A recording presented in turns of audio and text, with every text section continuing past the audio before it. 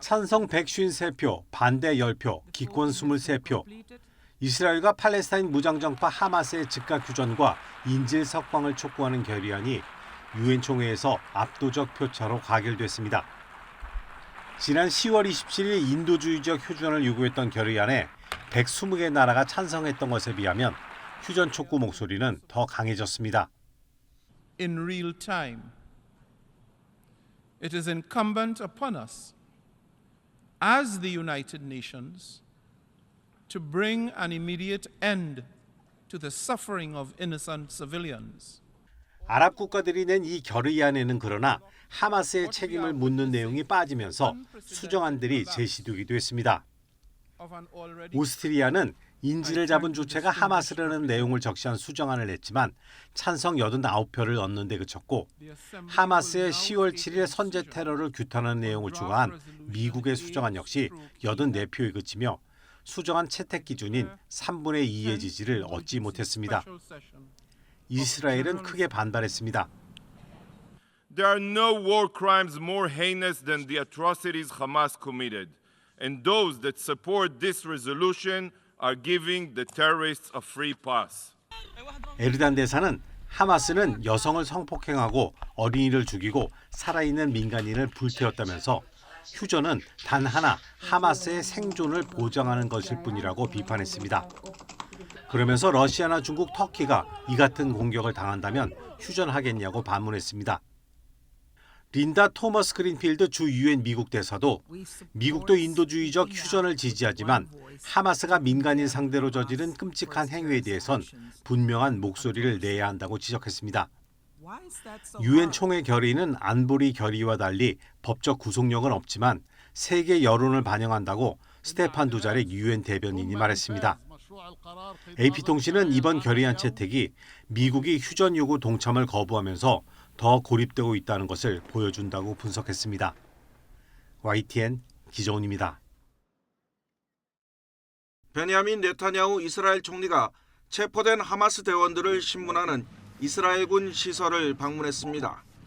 네타냐후 총리는 이 자리에서 이스라엘이 승리할 때까지 하마스를 제거할 때까지 전쟁을 계속하겠다고 말했습니다.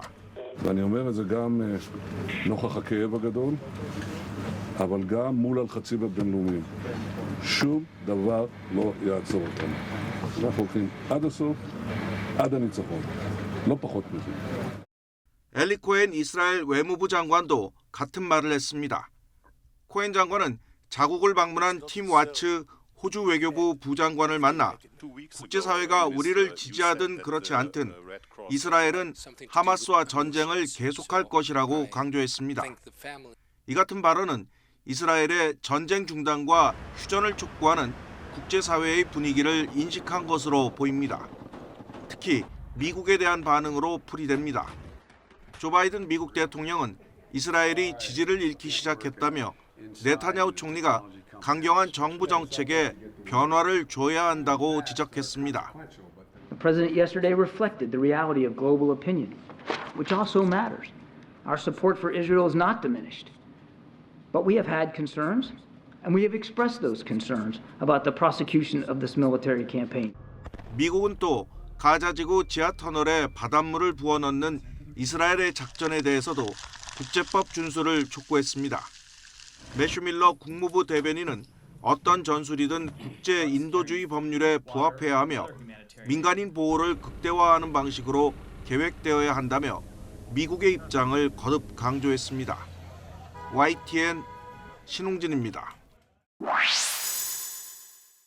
기후변화협약 200개 당사국은 일정을 하루 더 연장해 2주간의 마라톤 협상 끝에 합의문을 타결했습니다.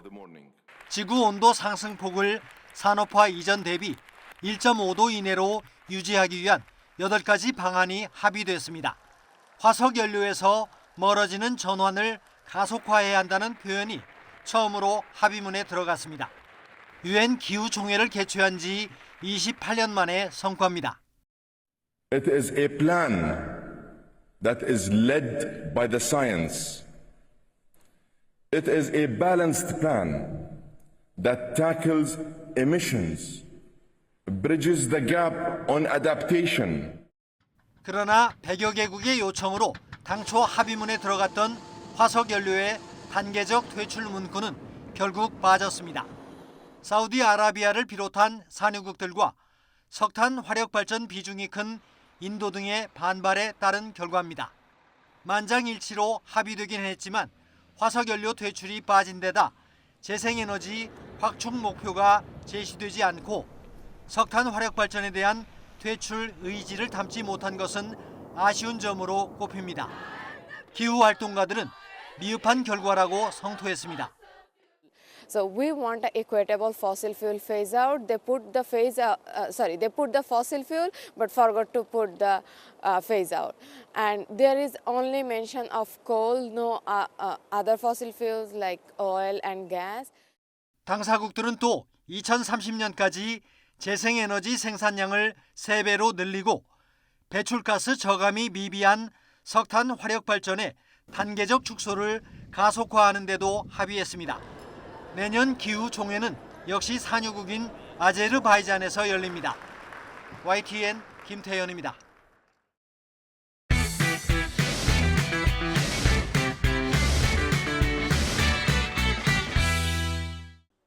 지난 4월부터 껑충껑충 뛰었던 은행권 가계대출 규모가 다시 숨고르기에 들어갔습니다.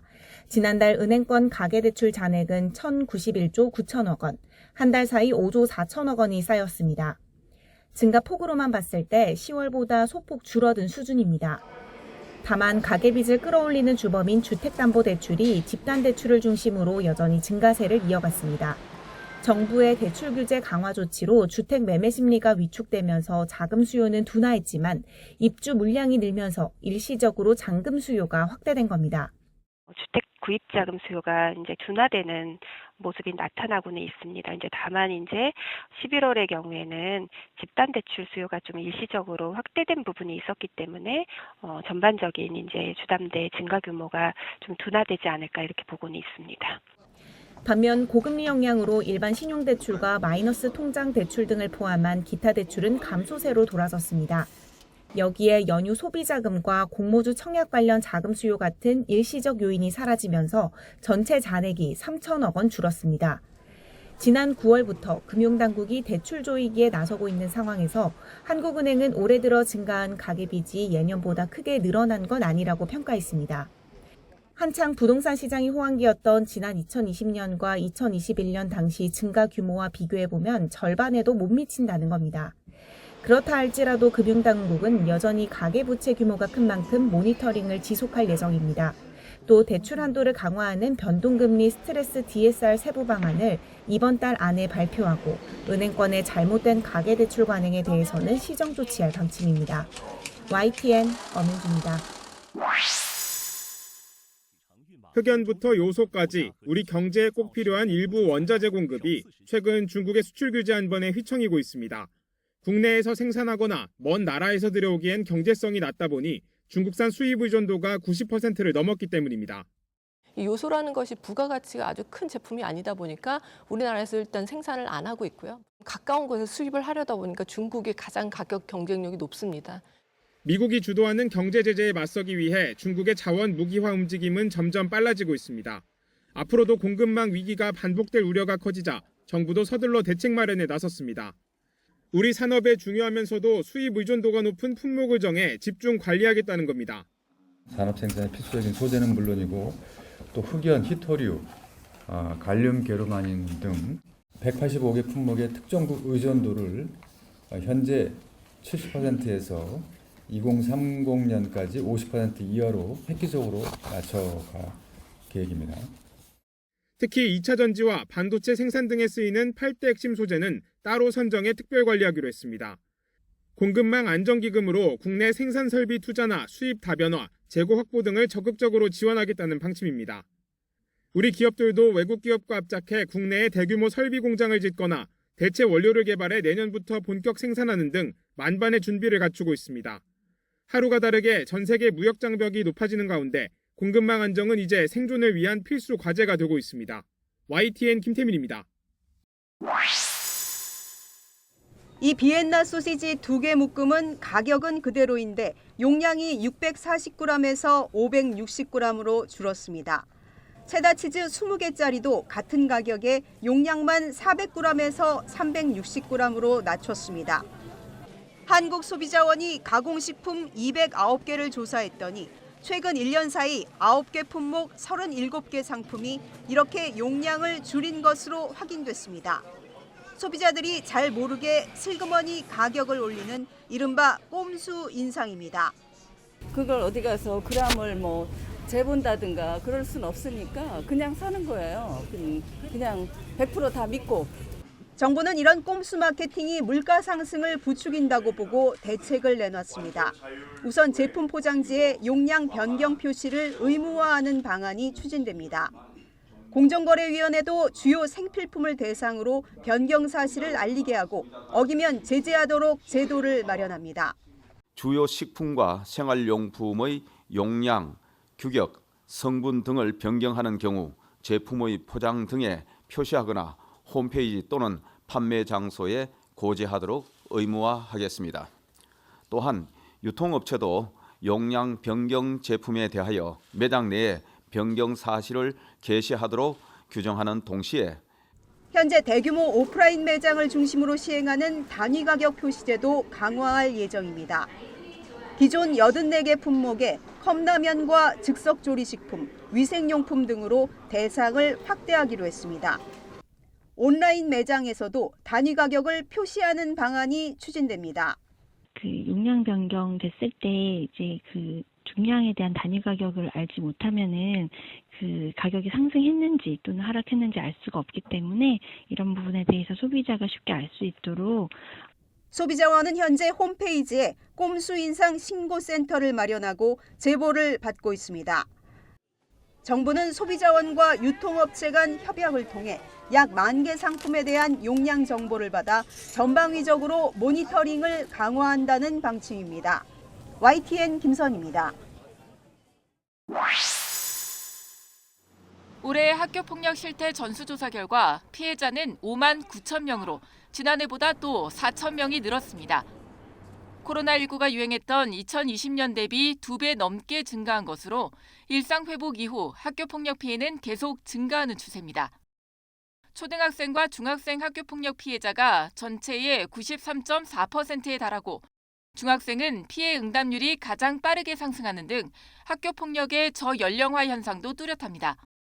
SNS를 통해서 되게 협박식으로 문자를 하거나 SNS 스토리 같은 거로 부모님 욕을 한다거나 여자애한테 누구 닮았다, 약간 특정 인물 닮았다고 그걸 조롱하듯이 말하거나.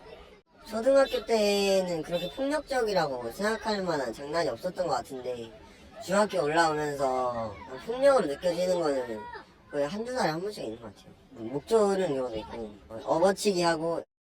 폭력 유형별로는 언어폭력이 가장 많았지만 언어와 사이버 폭력은 다소 줄어든 반면 신체 폭력과 집단 따돌림, 강요 비중은 늘었습니다. 피해 학생 가운데 7.6%는 피해 사실을 알리지 않았는데 특히 초등학생의 비율이 가장 높았습니다. 별일이 아니라고 넘기기도 했지만 이야기해도 소용없을 것 같아서 야단 맞거나 걱정을 끼칠까 봐 또는 가해자가 무서워 신고하지 않았다는 답도 절반에 육박했습니다. 학교폭력 가해 사유는 장난이나 이유 없다거나 화풀이라는 답이 많았지만 피해 학생이 먼저 괴롭혔다거나 오해와 갈등 때문이란 답도 38%에 육박해 학교폭력 처벌 강화와 더불어 교육적 해결 노력도 더 필요한 것으로 나타났습니다. YTN 김현아입니다. 서울의 한 토크 콘서트장에 모인 청년들이 힘들었던 은둔 생활을 고백합니다. 나름의 이유로 세상과 단절하며 지내다가 다행히 지자체의 도움을 받아 고립을 탈출한 성공기입니다. 1년 동안 3평짜리 방 안에서 게임만 하면서 지냈어요. 나갔는데 되게 다들 화려하게 입고 밝은 뭔가 풍경이 아직도 눈에 선명한데 되게 뭔가 이질감이 들었어요. 정부가 고립운동 경험이 있는 청년 2만여 명을 조사한 결과 가족 또는 지인과 교류가 없다는 비율이 일반 청년보다 압도적으로 높았습니다. 특히 아예 방에서 나오지 않는다는 초고위험군 고립 은둔 청년도 500명이 넘었습니다. 나이별로는 25세에서 34세까지가 전체의 70%에 육박했는데 고립과 은둔의 이유로 취업 실패가 가장 많았고 근소한 차이로 대인관계가 뒤를 이어 가족이나 건강상 이유보다 높았습니다. 일상생활 복귀를 시도한 청년 가운데 결국 다시 은둔 생활로 돌아갔다는 경우도 절반 가까이 됐습니다. 정부는 고립 청년 문제가 갈수록 심각해진다고 보고 대책 마련에 나섰습니다. 일단 자가 진단 사이트와 비대면 원스톱 방식의 도움 창구를 통한 조기 발굴 체계를 구축합니다. 또 당사자나 주변에서 도움을 요청할 129 콜 창구를 마련하고 심리 상담과 모임으로 대인 접촉 기회를 넓힌 뒤 구직으로 이어지도록 지원할 예정입니다. 내년에는 전국 4곳에 고립 은둔 청년만을 전담으로 지원하는 청년 미래센터도 설치하기로 했습니다. 자역 같은 경우가 사회복지사, 간호사라든지 임상 심사 같은 분들이 주로 할 수 있기 때문에 이런 분들을 통해서 한번 시범 사업을 해보고. 전문가들은 코로나 시대의 단절과 SNS에서 오는 박탈감 등 복합적인 원인이 있다며 세심한 관심이 청년을 밖으로 나올 수 있게 한다고 조언합니다. 약간 내성적이고 사람들하고 관계 안 하는 사람들을 조금 불러서 관계망을 만들어준다든지, 그것보다 너 혼자가 아니라는 거, 누군가 너를 지켜줄 사람이 있다라는 걸 자꾸 이렇게 알려주는 거.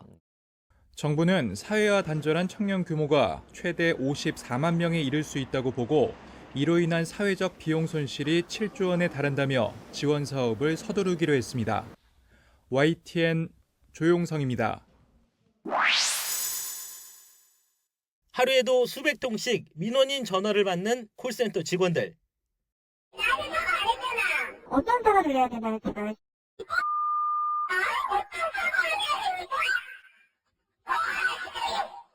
괜찮은 척 넘기려 애쓰지만 반말과 욕설을 들을 때마다 마음에 큰 상처로 남습니다.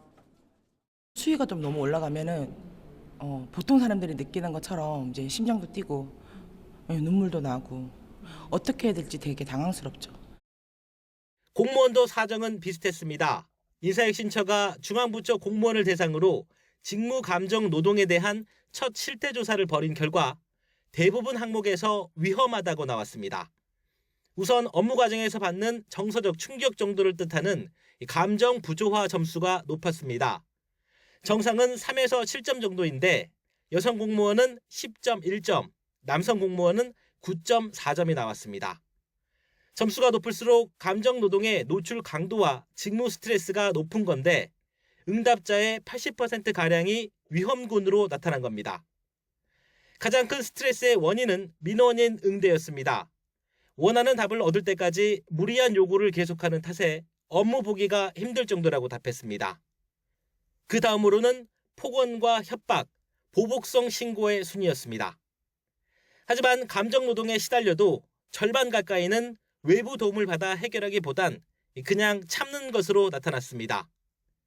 직무 스트레스로 질병이 생겨도 61%는 계속 근무를 했고 그나마 병가를 쓰는 게 유일한 안식처였습니다.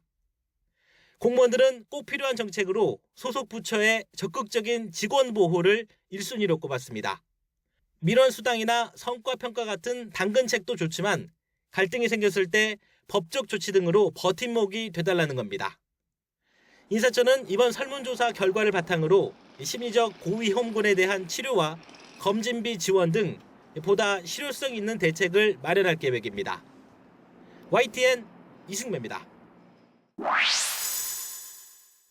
왈라비가 폴짝폴짝 뛰어다니며 손바닥에 있는 먹이를 냉큼 받아먹습니다.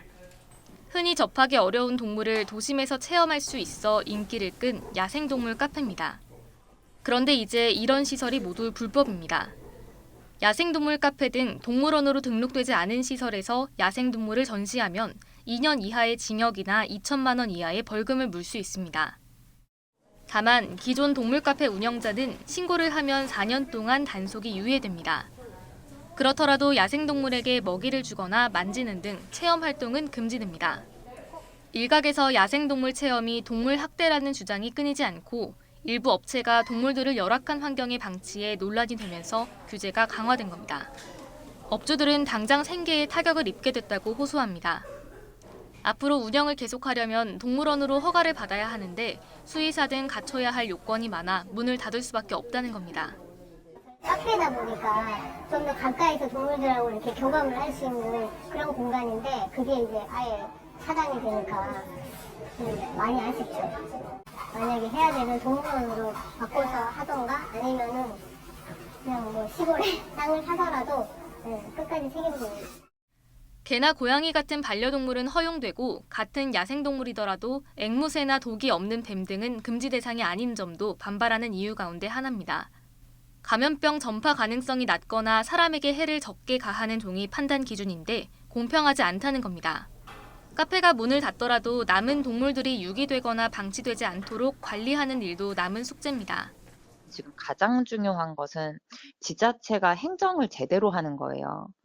관리 감독을 나가서 신고하지 않고 영업하는 시설들은 불법 영업이기 때문에 단속을 해야 되고 4년 동안 보호시설을 더 짓는 방법도 고려를 해야 되고요. 환경부는 유예기간 4년이 지나면 동물들을 보호시설로 이동시킨다는 계획입니다. 하지만 미신고 야생동물 카페가 전국에 많다 보니 어떤 종의 야생동물이 얼마나 분포돼 있는지는 파악하지 못하고 있습니다. YTN 임혜진입니다. 경찰이 입시 비리 의혹의 연결고리로 주목하는 건 브로커 A씨입니다. A씨는 성악 분야 강사 출신으로 성악과 교수들과 음대 지망생 사이에 이루어지는 과외를 알선해온 인물로 알려졌습니다.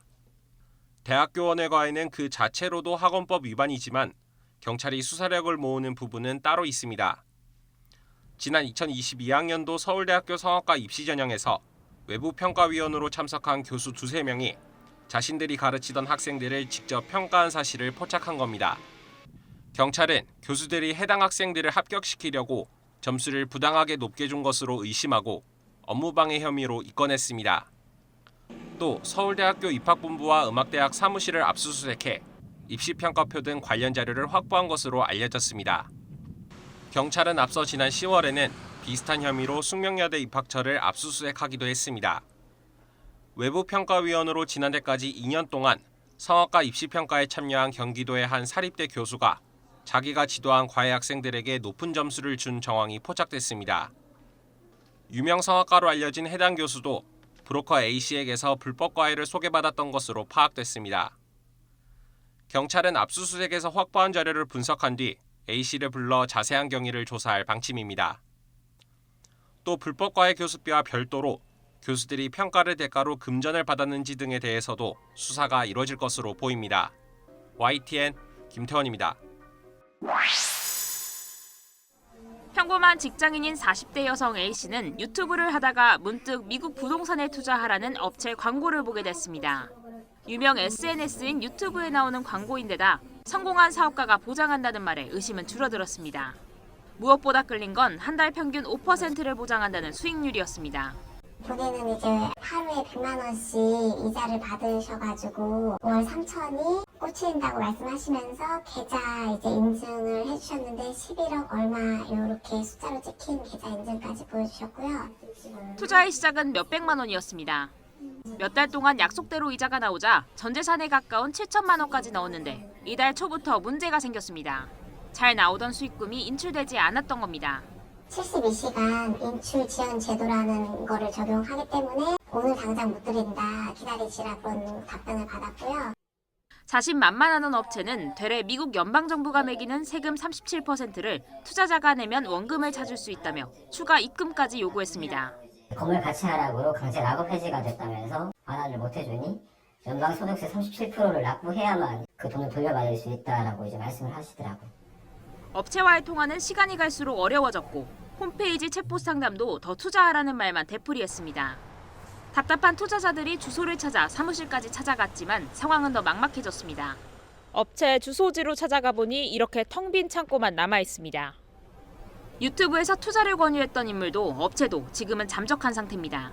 투자가 처음이었고 영상을 보고 믿고 투자를 했는데 지금 마음이 너무 힘든 상황이고 또 오랫동안 전에 넣었던 적금이어서 그 금액을 다 잃었다 생각을 하니까 일상생활 자체가 지금 좀 많이 어려운 상황이에요. 전문가들은 전형적인 투자 사기가 의심된다고 입을 모읍니다. 현재까지 확인된 피해자는 40여 명, 피해액은 최소 4억 원으로 더 늘어날 가능성이 큽니다. 관련 고소가 잇따르면서 경찰도 본격적인 수사에 착수했습니다. YTN 박정현입니다. 베트남에서 김해공항으로 입국한 남성. 검색대를 통과해 화장실로 가기까지 다리가 아픈 듯 걸음이 어색합니다. 2달도 안 돼 이 남성은 또다시 베트남을 다녀왔는데 공항 화장실 쪽으로 걸어가는 모습이 이번에도 부자연스럽습니다. 그런데 나오는 걸음걸이는 자연스럽습니다. 가랑이 사이에 비닐로 쌈에 숨긴 걸 화장실에서 풀어 가방에 넣어서입니다. 잦은 베트남 왕래로 경찰과 세관 수사망에 올랐던 이 남성. 세관 직원이 가방을 확인했더니 신종 마약류가 나왔습니다.